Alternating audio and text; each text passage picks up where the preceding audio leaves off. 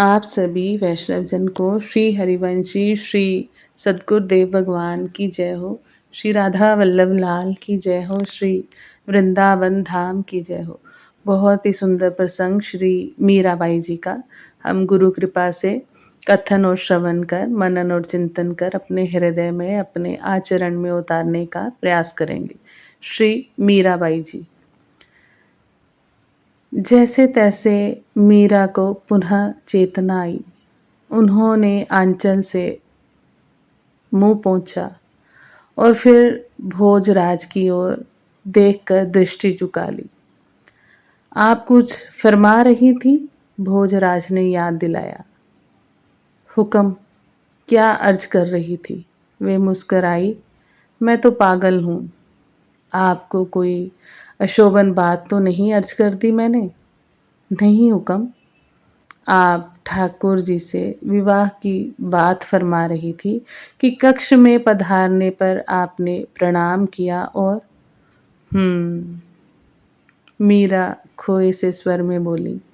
उनकी दृष्टि जैसे कहीं दूर जा लगी। रात को नींद खुल गई। उनका कंठ फिर गदगद हुआ, पर उन्होंने स्वरण कर लिया। लगा कोई मेरे साथ सोया है। चौंक कर आंखें खोली तो देखा, मैंने देखा कि मेरे सिराने एक भुजा लगी है। कमल दृगों की बड़ी बड़ी पलकें मुंदी हुई, घुंघराले केश मुख के आसपास छितराए हुए, कुछ अलकें ललाट पर झुकी आई थी। होठों पर मुस्कान, एक बाँ मेरे पीठ पर, वह सुगंधित श्वास, वह देह गंध। इतना आनंद कैसे संभाल पाती मैं? चेतना मुझे छोड़ गई। प्रातः सबने देखा गठजोड़ा, हथ लेवे का चिन्ह, गहने वस्त्र चूड़ा। यहाँ से आया चूड़ा तो मैंने पहना ही नहीं। गहने वस्त्र सब ज्यों के त्यों रखे हैं। मैं यहाँ से आए पड़ले को देख सकता हूँ। भोजराज बोले। अभी मंगवाती हूँ। उन्होंने मंगला और मिथिला को पुकारा। दोनों दासियां उपस्थित हुईं तो फरमाया, अठे श आयो पड़ला, कनी पेटी में है। वा ऊंचा ला तो मंगला। मिथुला, तू जो द्वारका शु आयो, वनी पड़ला री पेटी ऊंचा ला। दोनों पेटियां आई तो उन्होंने दासियों को ही हुक्म किया, खोलकर सामग्री अलग अलग रख दी। आश्चर्य से भोजराज ने देखा। वह सामग्री देखकर उनका हृदय धक से हो गया। सब कुछ एक सा, फिर भी चित्तौड़ के महाराणा का वैभव उनके सामने तुच्छ था। भला रात ही रात में एक बंद कमरे में इतना सामान कहाँ से जुड़ गया? इसका एक ही अर्थ है कि भक्त वत्सल भगवान ने अपनी भक्त का भाव सत्य कर दिया और केवल सत्य ही नहीं किया बल्कि प्रमाण भी छोड़ गए। श्रद्धा पूर्वक भोजराज ने उन सबको छुआ।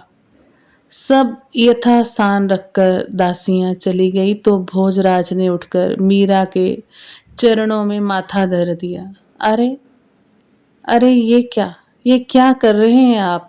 मीरा चौंक कर बोली और पांव छुड़ाने का प्रयत्न करने लगी। अब आप ही मेरे गुरु हैं। मुझ मतिहीन को पथ सुझाकर ठोर ठिकाने पहुंचा देने की कृपा हो। गदगद कंठ उच्चारण को ठीक से ध्वनि नहीं दे पा रहा था। उनके नेत्रों से कई बूंदें निकलकर मीरा के अमल धवल चरणों का अभिषेक कर उठी। उनका हाथ सहज ही भोजराज के माथे पर चला गया। उठकर विराजिए। प्रभु की अपार समर्था है। शरणागत की लाज उन्हें ही है। कातरता भला आपकी शोभा देती है। कातरता भला आपको शोभा देती है। कृपा करके उठ जाइए। भोजराज ने अपने को संभाला। वे वापस गद्दी पर जा विराजे और सोफे के पल्ले से आंसू पोंछने लगे। मीरा ने उठकर उन्हें जल पिलाया। आप मुझे कोई सरल उपाय बताएं। पूजा पाठ, नाचना गाना, मंजीरे या तंबूरा बजाना तो मेरे बस का नहीं है, भोजराज ने कहा। ये सब आपके लिए आवश्यक भी नहीं है, मीरा हंस पड़ी। आप जो भी करें प्रभु के लिए करें और उनके हुक्म से करें।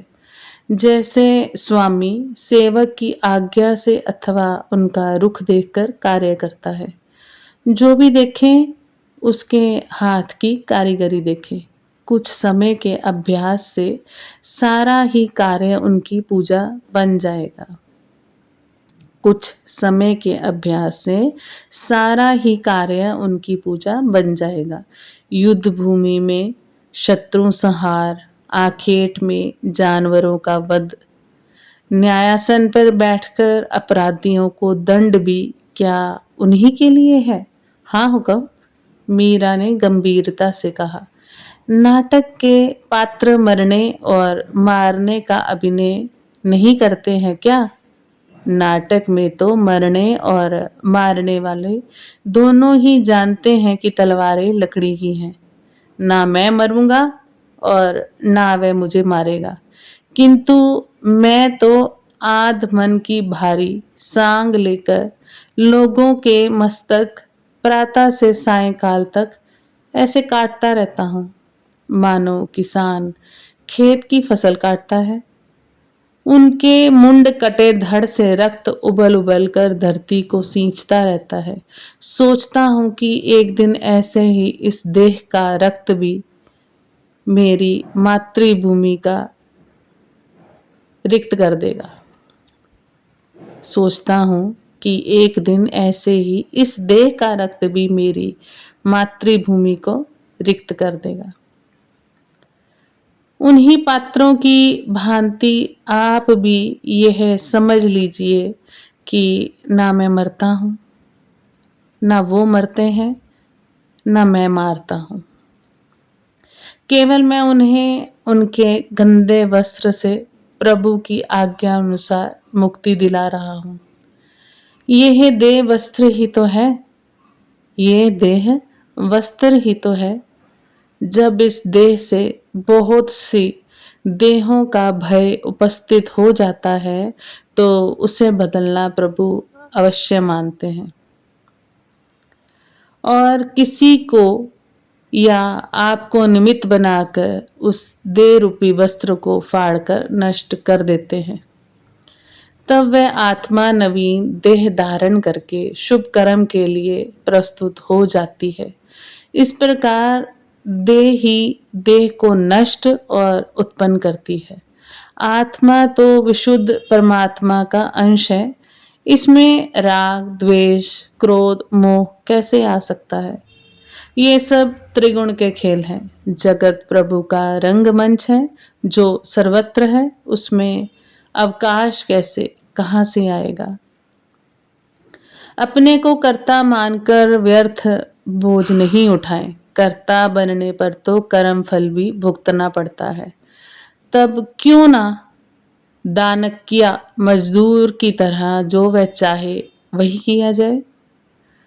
मजदूरी तो कर्ता बनने पर भी उतनी ही मिलती है जितनी मजदूर बनने पर।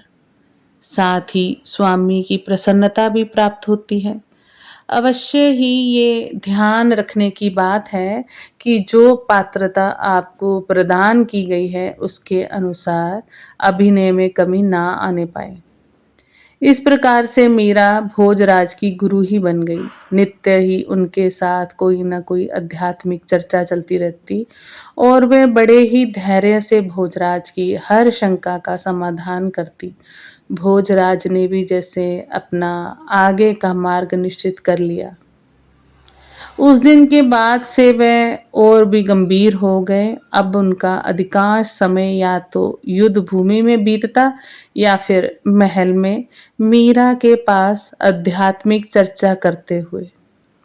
हंसी मजाक, घूमना फिरना, राग रंग, जैसे वह धीरे धीरे सब छोड़ते गए। यद्यपि भोजराज परम कल्याण के मार्ग पर चल पड़े थे, परंतु उनका ऐसे गंभीर हो जाना महल की बड़ी बूढ़ी स्त्रियों को उचित ना लगा और वे इसका दोष मीरा जी पर लगाने लगी। सबको लगा कि हो ना हो भोजराज का गृहस्थ जीवन सुखी नहीं है, जिस कारण वे अब इतने गंभीर रहते हैं। गुरु कृपा से हम इस प्रसंग पर आगे भी चर्चा करने का प्रयास करेंगे। आप सभी वैष्णव जन को श्री हरिवंशी श्री सद्गुरुदेव भगवान की जय हो। श्री राधा वल्लभ लाल की जय हो। जय जय श्री राधे श्याम।